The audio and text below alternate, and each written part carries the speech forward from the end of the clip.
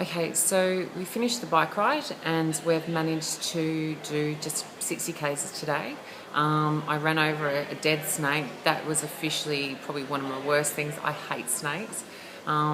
Darren Cheeky, or Darren Cheek, he's got over his fear of unusual toilets, and we had a really good ride. Nice and flat, nice and calm, relaxed, and all those nerves that I had this morning are all gone.